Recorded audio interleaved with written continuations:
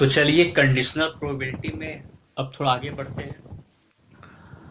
Properties of conditional probability के बारे में चर्चा करेंगे आज। तो चलिए उसको देखते हैं। पहले हम लोग दो इवेंट्स को लेके चलेंगे।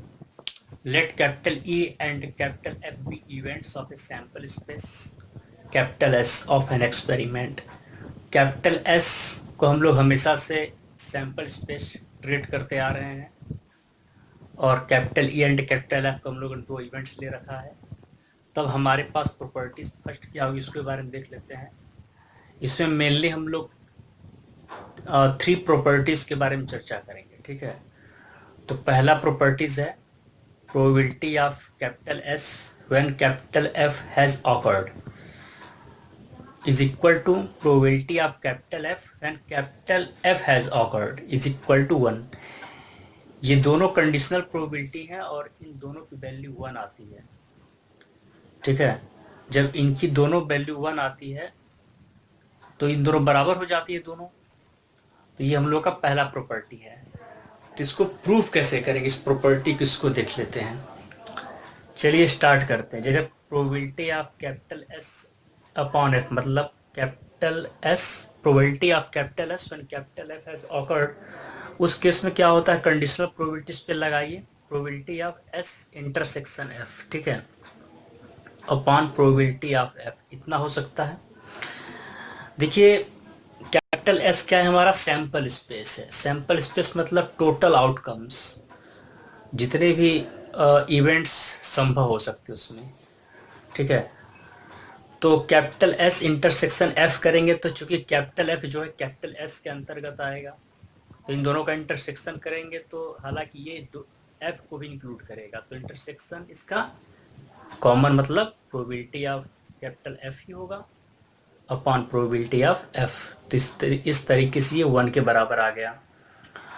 फिर उसी तरीके से इसको लेके चलेंगे probability of F when capital F has awkward. इसमें भी conditional probability F intersection F. जब दोनों एक ही चीज है एफ इंटरसेक्शन एफ, तो इन दोनों का इंटरसेक्शन मतलब जो कॉमन होगा वो भी एफ ही होगा, इसका कॉमन एफ ही होगा। तो प्रोबेबिलिटी ऑफ एफ इसको लिख सकते हैं। अरे प्रोबेबिलिटी ऑफ एफ है तो ये क्या आ जाएगा, 1 आ जाएगा। इस तरीके से हम लोग क्या कर सकते हैं, इसको प्रूव कर सकते हैं। ये हमारा प्रूफ हो गया। अब प्रॉपर्टी सेकंड की बात करते हैं, ठीक है। तो चलिए देख लेते हैं प्रॉपर्टी सेकंड को। प्रॉपर्टी सेकंड ये कहता है if A and B are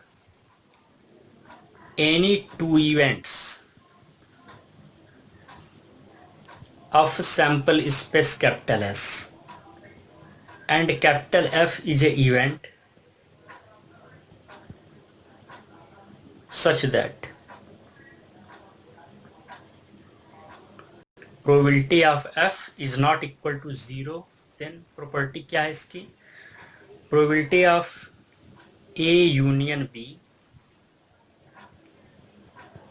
when capital F has occurred is equal to probability of A when capital F has occurred plus probability of capital B when capital F has occurred minus probability of A intersection B when capital F has occurred।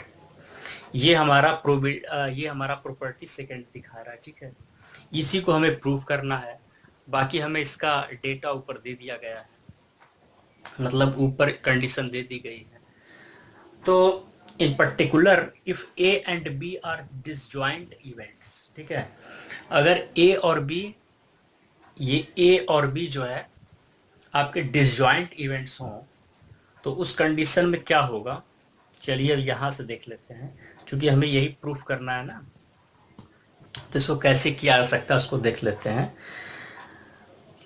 तब हमारे पास क्या होगा, then अगर ये disjoint हो ए और B, तो probability of A union B when capital F has occurred is equal to probability of A probability of B। तो जब ये डिसजॉइंट होंगे तो ए यूनियन बी क्या हो जाता है, सेपरेट कर देंगे ए और बी के रूप में। अगर ये एफ ना रहता probability of A union B रहता तो probability of A plus probability of ये डिसजॉइंट इवेंट्स का कंडीशन है, ये उसका एक प्रॉपर्टी है। तो ये अपॉन एफ लग गया, मतलब कैपिटल एफ हैज ऑकर्ड, तो सब में कैपिटल एफ हैज ऑकर्ड। ठीक है, इजीली इसको समझ लीजिए। तब इसके बाद हमारे पास क्या होगा, इस probability of A union B upon F को लिख सकते हैं क्या,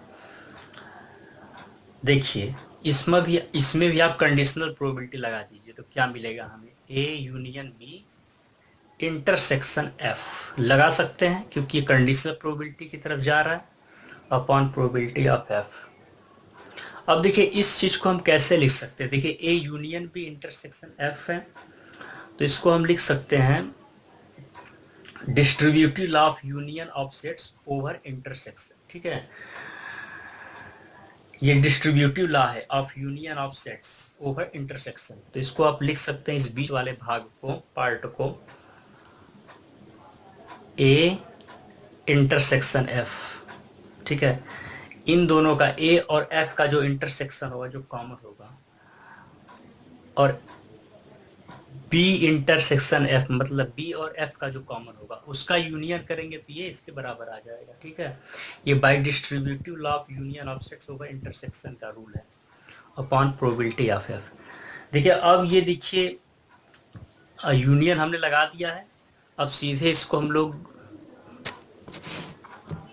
देखिए यूनियन हम लोगों ने लगा दिया है, जैसे ये इस चीज को हमने तोड़ा था, तो ये किस रूल से ऐसा लिखा गया है, bye distributive law of union of sets over intersection. ठीक है, तो अब इसी चीज को, अब देखिए यूनियन हो गया, ये इसको अब आप अलग अलग कर दीजिए, तो उसको आप ध्यान रखेंगे कैसे अलग करेंगे उसको भी देख लेते हैं।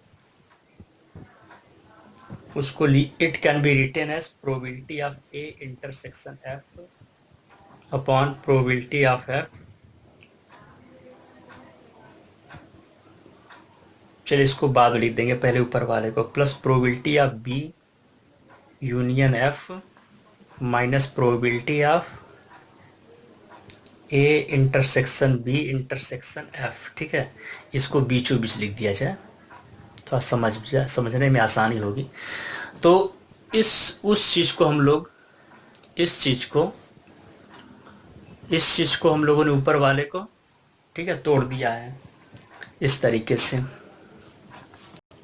अब आप ध्यान से देखिए, सब में प्रोबेबिलिटी ऑफ एफ से डिवाइड कर दीजिए जैसा कि किया गया है, probability of A intersection F upon probability of F plus probability of B intersection F upon probability of F minus probability of A intersection B intersection F upon probability of F. तो अगर आप इसको ये conditional probability बन रहा है, ठीक है, सब में इंटरसेक्शन है, तो इस चीज को हम लोग कैसे लिख सकते हैं, ये हो, it can be written as probability of A when capital F has occurred, या जाएगा probability of B when capital F has occurred. और इसकी बात करें तो इस चीज को हम लिख सकते हैं probability of A intersection B intersection F, ठीक है, अपॉन प्रोबेबिलिटी ऑफ एफ। तो ये चीज हो जाएगा, it can be written as probability of A by F मतलब probability of A when capital F has occurred, probability of B when capital F has occurred minus, देखिए ये भी intersection F हो गया है, तो इस तरीके से इसको एक साथ देखा जाए तो ये भी कंडीशनल प्रोबेबिलिटी को बना रहा है, तो ये आपका हो सकता है probability of A intersection B when capital F has occurred. ठीक है, तो इस तरीके से ये चीज हम लोगों ने प्रूव कर दी है, probability of A union B by F, यही हम लोग लेके चले थे। ठीक है, यही चीज हम लोगों को प्रूव करना था, ये आपका प्रॉपर्टी सेकंड है। ठीक है, ये चीज यहां से प्रूफ हो गई। अब प्रॉपर्टी थर्ड की बात करते हैं, property third probability of E dash upon F मतलब probability of E dash when capital F has occurred is equal to 1 minus probability of E when capital F has occurred. तो इसको proof करने के लिए हम लोग देखते हैं, प्रॉपर्टी फर्स्ट में हम लोग देख चुके हैं, probability of F by F is equal to 1 and probability of F when capital F has occurred is also 1। लेकिन यहाँ पर probability of capital S when capital F has occurred is equal to 1, इसी को लेके चलेंगे और इसको prove करेंगे, ठीक है। तो कैपिटल एस को हम लोग क्या लिख सकते हैं, capital S, since capital S is equal to E union E dash, मतलब जो ई हो रहा है और जो ई नहीं हो रहा है, मतलब कि दोनों को अगर इंक्लूड किया जाए, कंक्लूड किया जाए, मतलब दोनों को यूनियन लिया जाए, जो ई है और ई जो नहीं है, मतलब क्या हो जाएगा, पूरा सैंपल स्पेस की बात कर रहा है वो, ठीक है। तो इसको आप सिंपली ऐसे समझ लीजिए, ई का भाग और ई का नहीं भाग, ठीक, इस तरीके से ई नॉट ई, दोनों को करेंगे मतलब ई है और ई के अलावा तो सब किस में आ जाएगा, यूनियन करेंगे तो एस आ जाएगा, ठीक है। इसी तरीके से probability of S by F को आप लिख सकते हैं probability of E union E dash upon F, ठीक है। अब देखिए इस चीज को आप, चूंकि ई और ई डैश डिसजॉइंट है, इसलिए डिसजॉइंट है कि इसमें कोई चीज कॉमन नहीं है, ठीक है। तो अब उसको आप आगे करिए, इसको आप कैसे लिख सकते हैं, probability of E by F plus probability of E dash by F, मतलब probability of E when capital F has occurred plus probability of E dash when capital F occurred, ठीक है।